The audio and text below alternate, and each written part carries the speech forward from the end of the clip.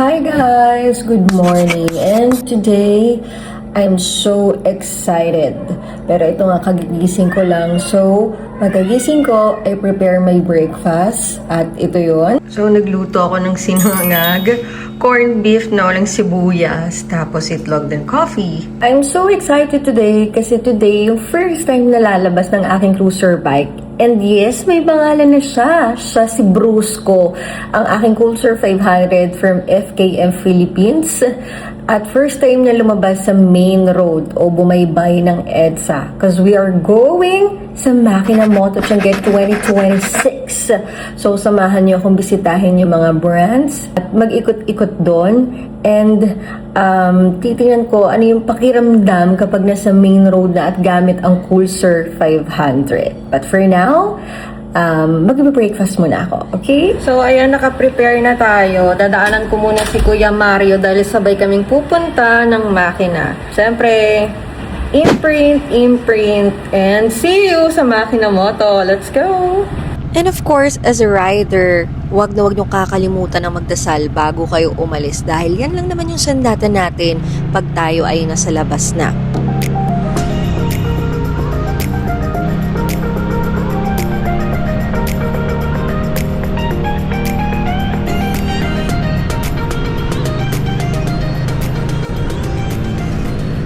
And syempre, dito muna ang ating first stop, ang aking makakasama pa Moto Tiange, si Kuya Mario.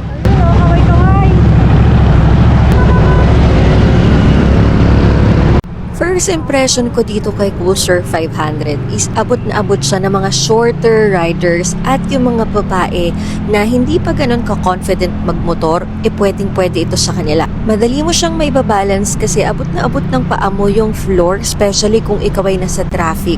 Because of the low center of gravity, madali siyang dalhin, very maneuverable. And yung handling, sobrang agile ng motor para sa isang cruiser bike. Nafo-full lock ko siya sa turns, the same time, nakabalance pa rin siya. To be honest, kinakabahan pa rin ako pag nagmumotor ako, kaya bihira lang talaga ako mag-main road. Pero ang favorite ko dito sa Cruiser 500 na ito, meron siyang traction control. Meaning, kinokontrol ang lakas ng makina kapag nadudulos na ang gulong, especially kung may madadaanan kang basa.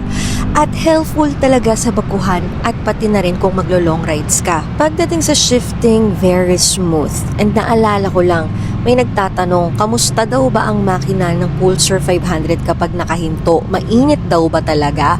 Well, lahat naman ng motor mainit ang makina kapag nakahinto o naipit ka sa traffic jam.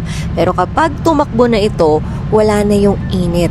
Tulad nito, andito na nga tayo sa Makina Moto Tiange. So, ilang minuto rin kaming naghintay ni Kuya Mario dyan bago kami makapasok. So, ramdam ko talaga yung init. Pero, kinaganda nito, nakapants ako. Kaya talagang hindi naman sobrang OA sa init. Kaya, importante na tayo ay naka-riding pants or nakapants kapag magmomotor tayo. So now, yan muna ang impression ko kay Cruiser 500 o kay Brusco ko. Grabe yung paghihintay namin dito sa pila ng entrance para pumasok sa parking. Hindi kami nainitan while kami ay nag-ride papunta dito sa Centuries. Pero ramdam na ramdam namin yung araw, yung init ng makina nung nandito na kami sa pila papasok sa parking.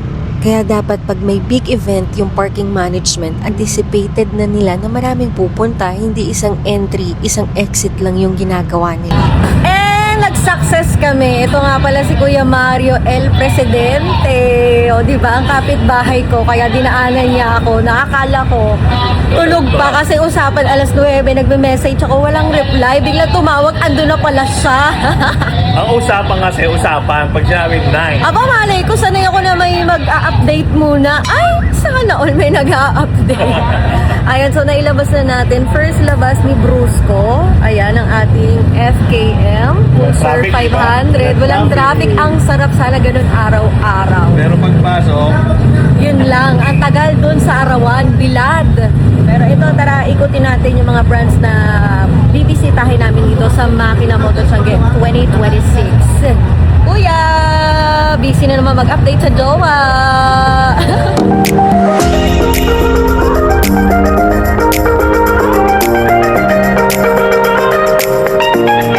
And we are here. Ang una naming pinuntahan na booth is itong Print Customs. Ayan, kasama ko rin si El Presidente.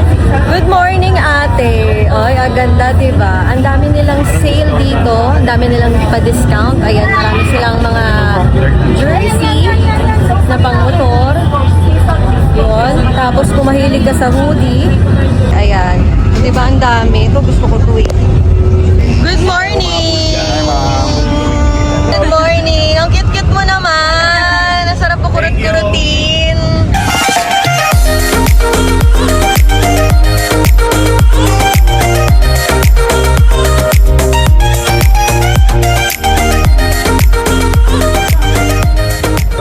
So dahil ang init na naging biyahe namin ni Kuya Mari, actually hindi naman mainit yung biyahe. Nainitan lang tayo dun sa parking na eh, no? Pagpasok sa parking. Ang tagal. Haba ng pila. Oo, nabilad kami sa makina, nabilad pa tayo sa araw.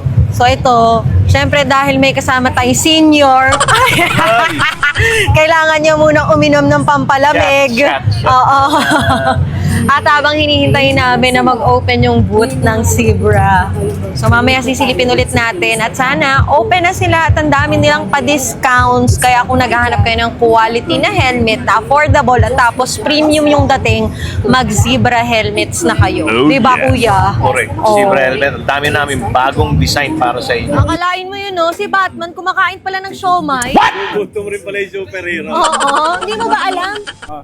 Ano yan? Gawa sa pusa? Charis? Kaya pala medyo Ano? Ah!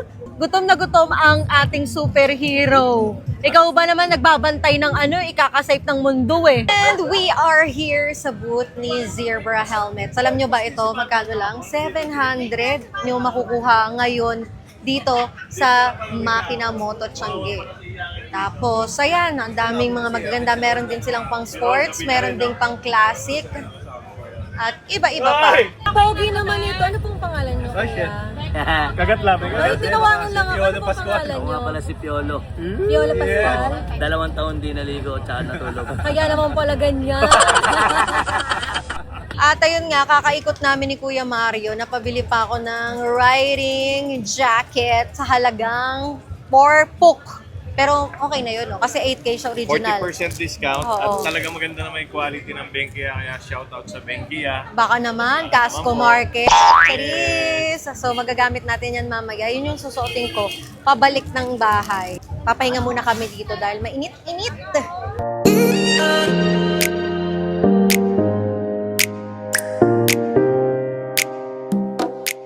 Ano ginagawa mo dito, Kuya Ian? Ito yung aming masipag na staff ng aming 92.3 FM Radio Manila. At akalain nyo, nandito sa Zebra. Ano ginagawa mo dito? Bibili ng Zebra helmet. Diba? Super discounted yan. Shout out. Hi po. Ayan, lagi kayo, ka-vibes, lagi kayo makinig ng 92.3 FM Radio.